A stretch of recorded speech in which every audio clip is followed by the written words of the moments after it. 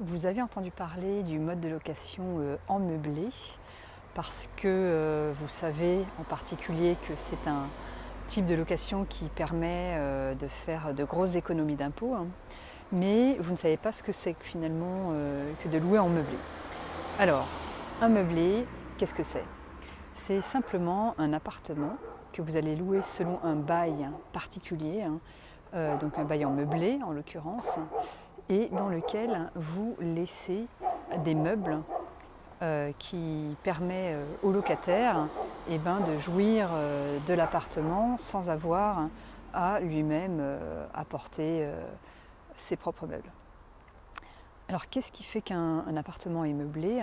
C'est un appartement qui va avoir un minimum de meubles, à savoir un lit, donc de quoi dormir, une table, des chaises, donc de quoi s'asseoir et travailler ou manger à une table, et le nécessaire pour cuisiner, donc une cuisine équipée avec de quoi donc cuire les aliments et les conserver, donc un frigo c'est le minimum, four et plaque de cuisson, voire je pense que c'est pas nécessaire d'avoir les deux, même si bon après il faut penser quand même au côté pratique pour le locataire, et puis les ustensiles de cuisine, casseroles, poêles en particulier, et puis tout ce qui est assiettes, verres, etc.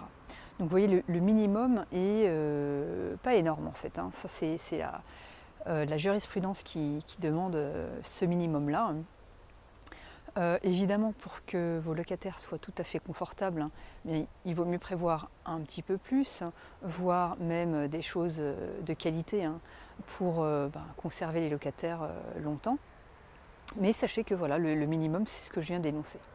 Donc typiquement, une location en meublé peut convenir à différents types d'appartements, différentes tailles, hein, mais en général, c'est quand même pour des appartements de plus petite taille en fait.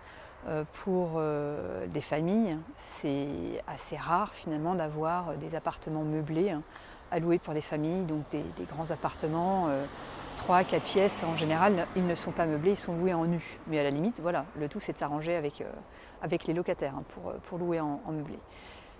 Donc voilà, donc tout réside dans le type de contrat, hein.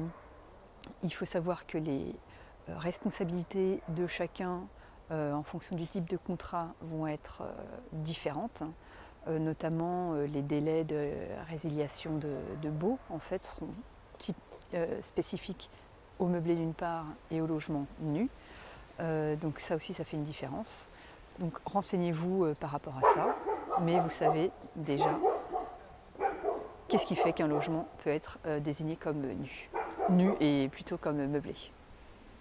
Au revoir.